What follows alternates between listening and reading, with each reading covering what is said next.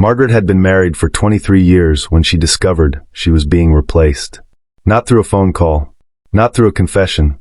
Through silence. Her husband, David, stopped saying her name.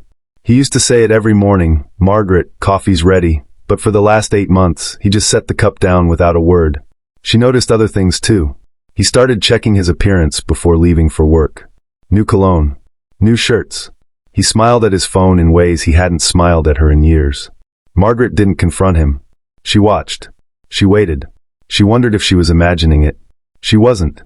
One Thursday evening, David came home later than usual.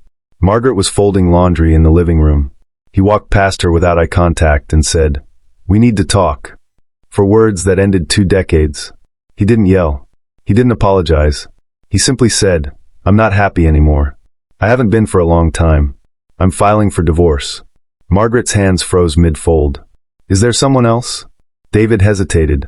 Then he nodded. "Her name is Tessa. She makes me feel alive again." Margaret didn't cry. Not then. She just stared at the shirt in her hands, one of his, and thought about how many times she'd washed it, dried it, folded it, put it away. Thousands of times. For 23 years. "How long?" she asked quietly. 8 months. 8 months. The same amount of time her name had disappeared from his mouth. David moved out 3 days later. He took his clothes, his laptop, and the framed photo of them from their honeymoon. Margaret didn't ask why he wanted it. She suspected he was taking it to throw away somewhere she wouldn't see. The divorce was fast. David's lawyer was efficient. Margaret's lawyer told her she'd get half of everything, but it didn't feel like half. It felt like being erased. The house sold within 2 months. Margaret moved into a small apartment across town.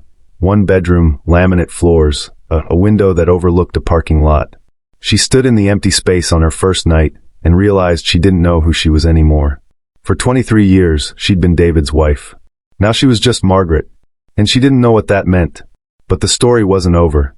Because 3 months after the divorce was finalized, Margaret received a phone call that changed everything.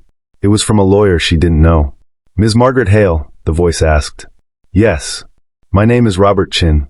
I'm handling the estate of Catherine Langford. I believe you knew her as your mother-in-law." Margaret's chest tightened. Catherine. David's mother. They'd been close once, before the divorce. Catherine had called her every Sunday for years. But after David left, those calls stopped. Yes. I knew her," Margaret said carefully. "Ms. Langford passed away 2 weeks ago," Robert said. "I'm calling because she left specific instructions in her will. She left something for you." Margaret sat down slowly. "She left something for me?" "Yes. A letter. And a property." "A property?" Margaret didn't understand. Catherine had been wealthy, yes, but why would she leave anything to an ex-daughter-in-law? "What kind of property?" Margaret asked. "A house," Robert said. "In Ashford. It's fully paid off. She wanted you to have it." Margaret's mind reeled. Ashford was 2 hours away, a quiet town near the coast. Catherine had mentioned it once, years ago, but Margaret had never been there. "Why me?" Margaret whispered. Robert paused. "The letter might explain that. I can have it couriered to you, or you can pick it up from my office." "I'll come to your office," Margaret said. She didn't know why, but something told her this wasn't just about a house.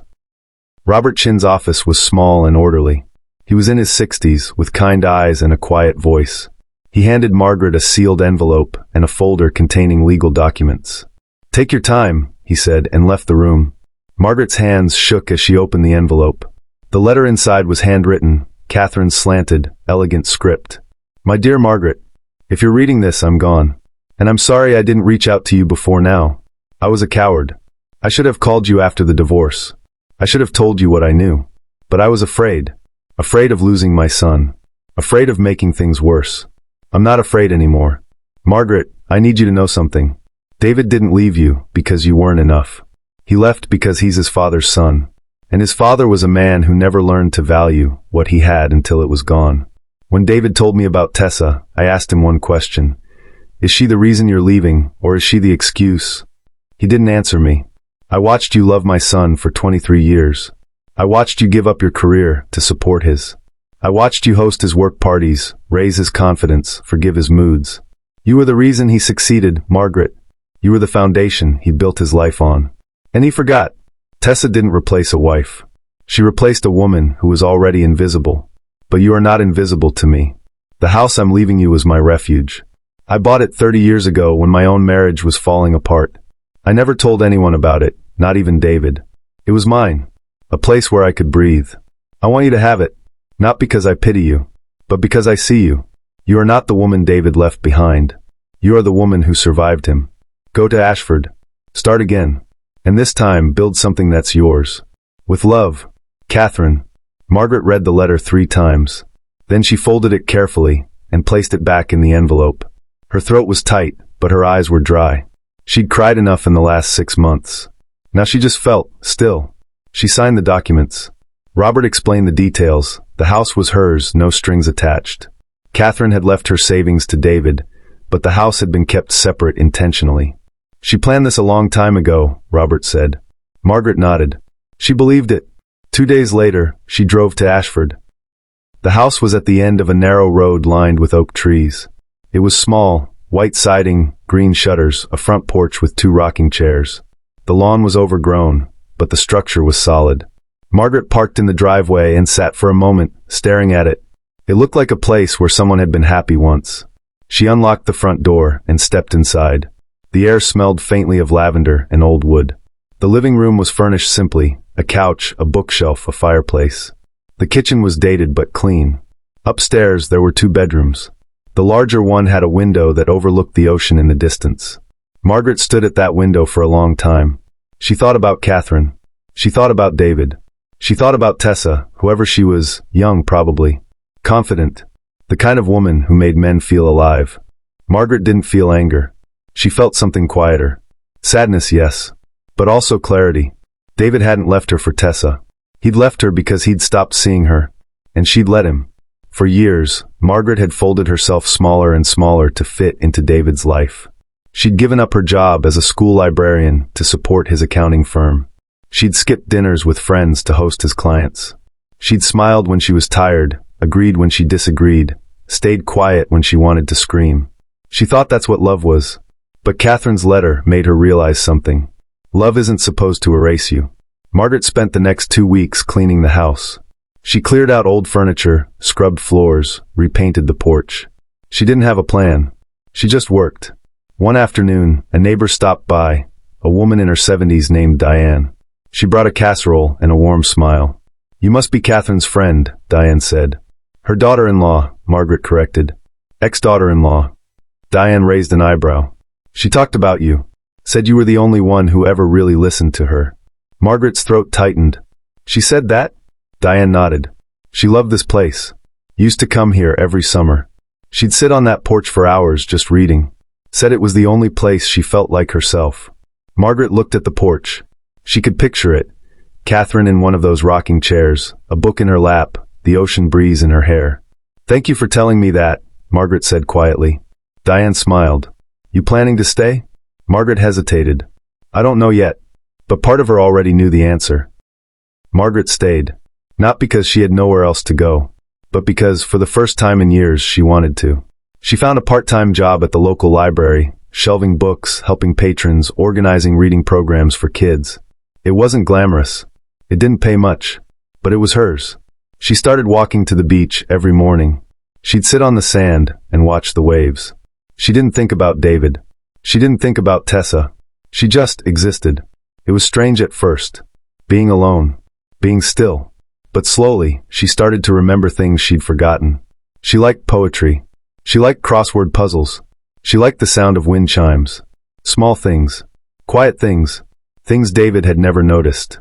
One evening, as she was closing up the library, a man approached the desk. He was in his late 50s, with silver hair and kind eyes. He held a stack of books. Excuse me, he said. Do you have anything on coastal ecology? Margaret smiled. Let me check. His name was Peter. He was a retired marine biologist who'd moved to Ashford to write a book. He came to the library every week after that, always polite, always soft-spoken. They talked about books. About the ocean.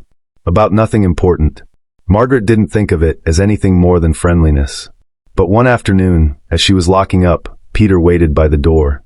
I was wondering, he said carefully, if you'd like to grab coffee sometime. Just as friends. I don't know many people here yet. Margaret hesitated. Not because she didn't want to, but because part of her was afraid. Afraid that if she said yes, she'd disappear again. But then she thought about Catherine's letter. You are the woman who survived him. Okay, Margaret said. Coffee sounds nice. They met at a small cafe near the harbor. They talked for 2 hours. Peter told her about his work. Margaret told him about the library. Neither of them mentioned past marriages. Neither of them asked. It was easy, comfortable, safe. When Margaret got home that night, she stood on the porch and looked at the ocean. She thought about David, about Tessa, about the life she used to have. And for the first time, she didn't feel sad. She felt free. 6 months after Margaret moved to Ashford, her phone rang. It was a number she didn't recognize. Hello? Margaret? She froze. She knew that voice. David. What do you want? She asked, her tone flat. There was a pause. I need to talk to you. We have nothing to talk about. Please. His voice cracked. Just 5 minutes. Margaret almost hung up, but something in his tone stopped her. He sounded broken. Fine, she said. 5 minutes. David exhaled shakily. Tessa left me. Margaret didn't respond. She said I wasn't who she thought I was. That I was distant. That I didn't make her feel seen. He laughed bitterly. Funny, right? That's exactly what I said about you. Margaret's jaw tightened. I made a mistake, David continued. I thought starting over would fix everything. But it didn't. And now I'm alone, and I don't know what to do, and... Stop, Margaret said quietly. David went silent. You didn't call because you miss me, Margaret said. You called because you're lonely. There's a difference. Margaret, I spent 23 years trying to be enough for you, David. And it was never enough. Not because I wasn't trying, but because you stopped seeing me. I know, he whispered. I know, and I'm sorry. I don't need your apology, Margaret said. I needed it 6 months ago. I needed it when you walked past me without saying my name. I needed it when you chose her over 2 decades of marriage. But I don't need it now. Then what do you need? David asked, his voice desperate. Margaret looked out at the ocean. The sun was setting, painting the sky in shades of orange and gold. Nothing, she said. I don't need anything from you anymore. She hung up. And for the first time since the divorce, Margaret smiled. 3 weeks after David's call, Margaret received a message on social media. It was from a woman named Tessa. Margaret stared at the name for a long time before opening it. Hi, Margaret. I know this is weird, and I know you probably hate me, but I need to talk to you. David told me you were cold, that you didn't support him, that the marriage had been dead for years. But after living with him for 8 months, I'm starting to realize he lied. He's not a bad person, but he's empty. He doesn't talk. He doesn't listen. He just exists. And when I try to connect with him, he shuts down. I left him 2 weeks ago. I don't expect you to forgive me. I just wanted you to know, you weren't the problem. I'm sorry. Tessa. Margaret read the message twice. Then she closed it without responding. She didn't feel vindicated. She didn't feel angry. She just felt tired. Tessa had learned what Margaret already knew. David didn't leave because someone was better. He left because he didn't know how to stay. Margaret deleted the message. She didn't need closure from Tessa. She'd already found it. A year after the divorce, Margaret ran into someone she hadn't seen in years. Linda, one of David's colleagues' wives. They'd been friendly once, sat together at company parties, exchanged recipes, talked about nothing important. Linda saw Margaret at the grocery store in Ashford and stopped in her tracks. Margaret? Margaret smiled. Hi, Linda. Linda's eyes widened. Oh my God. I heard you moved away, but I didn't know where. You look amazing. Margaret didn't think she looked amazing. She wasn't wearing makeup. Her hair was in a simple ponytail. But she felt good. And maybe that was the same thing. How are you? Linda asked carefully. I'm good, Margaret said. And she meant it. Linda hesitated. I don't know if I should tell you this. But David's not doing well. Margaret's expression didn't change. I'm sorry to hear that. Tessa left him. And now he's struggling. He's been calling people, trying to explain himself. But no one really wants to listen anymore. Linda lowered her voice. People are starting to ask questions. About the divorce. About why he left. Margaret set down the carton of eggs she'd been holding. What kind of questions? Well, Linda glanced around. Someone mentioned that you'd supported him for years. That you gave up your job. That you were the one hosting all those dinners and networking events. And now people are wondering if maybe David took you for granted. Margaret didn't respond. I should have reached out sooner, Linda said quietly. After the divorce. I should have called you. I'm sorry. It's okay, Margaret said. You don't owe me anything. But Linda shook her head. I do. We all do. Because we watched it happen, and none of us said anything. Margaret felt a strange ache in her chest. Not sadness. Something else. Recognition. Thank you for telling me, Margaret said softly. Linda smiled. You really do look happy, Margaret. I am, Margaret said. And for the first time, she believed it. Margaret's life in Ashford became something she'd never expected. She started a book club at the library. It met every Thursday evening. At first, only 3 people showed up. But by the 3rd month, there were 15. Peter became a regular. So did Diane. They laughed. They debated. They talked about books and life and everything in between. Margaret didn't date Peter. They remained friends. But he became someone she trusted. Someone who saw her. One evening, after book club ended, Peter walked Margaret to her car. Can I ask you something? He said. Sure. Why did you stay in Ashford? You could have gone anywhere. Margaret thought about it. Because this place doesn't know who I used to be. It only knows who I am now. Peter nodded slowly. That's a good reason. Margaret smiled. It's the only reason I needed. 2 years after the divorce, Margaret received a letter. It wasn't from David. It wasn't from Tessa. It was from David's sister, Anne. Margaret, I know we haven't spoken in a long time. I'm sorry for that. I wanted you to know something. Mom left you that house for a reason. She told me before she died. She said you reminded her of herself. That you'd given everything to someone who didn't know how to give back. She also said something else. She said David didn't marry you because he loved you. He married you because you made his life easier.